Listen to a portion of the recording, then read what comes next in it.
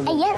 Ayan. Salamat. Nakalusot ka, ha? Oh, bless ka. Bless ka kay Yes po, tatay. Lolo Mars. Yes po. Ay! Hello po. Ikaw si Ason. Ako nga po.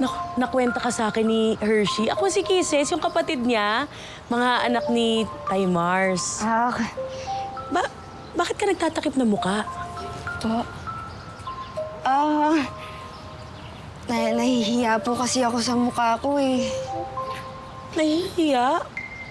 Bakit ka naman mahihiya? Ang ganda-ganda mo nga eh. Perfect yung ribbon sa'yo, in fairness. At saka isa pa, nakasalba ka ng buhay. Dapat proud ka, kabog, ganon. Sige po, salamat po. Lolo Mars, Tita Kisses. Una na po kami ni Kring Kring. Papasok pa po kami. Oo nga pala. Una na rin po.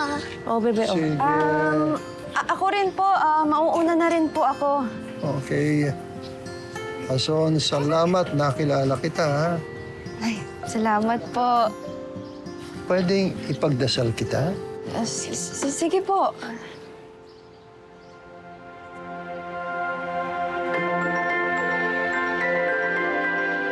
May kakaiba sa dasal ni Lolo Mars na hindi ko lubusang maipaliwanag. Punong-puno ito ng hiwaga. Tila ba tumatagos ito sa puso at diwa ng mga nakakarinig. Wala ka. Takot na takot ka mo yung mga kasama ko. Pero ako sobrang tapang ko ka mo. Sinabihan ko sila na huwag sila matatakot dahil kasama naman nila ako. Choco! Choco! Choco, okay ka lang ba? Oo naman. Bakit naman ako hindi magiging okay? Eh kasi nga, di ba, sobrang takot na takot ka sa gubat at iyak ka ng iyak. Hala, umiyak ka pala, Joko eh. Huwag nga kayo magpapaniwala sa mga yan. Sinungaling yung mga yan eh. Tara na nga! Nakakainis talaga yun, oh. Sinungaling iyakin naman. Hayaan mo na yun. Alam naman natin yung totoo eh. Intindihin na lang natin si Joko. Tara na nga. Ason! Ano? Kamusta mga bentahan na natin ngayon, ha? Andito na tayo eh. Sige, kakayanin ko magbenta.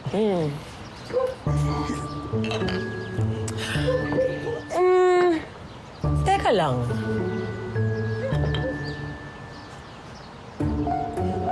Hindi, may naisip lang ako. Bakit po? Kailangan natin ng gimmick, kumbaga promo, di ba? May paandar para mas dumami yung kita mo.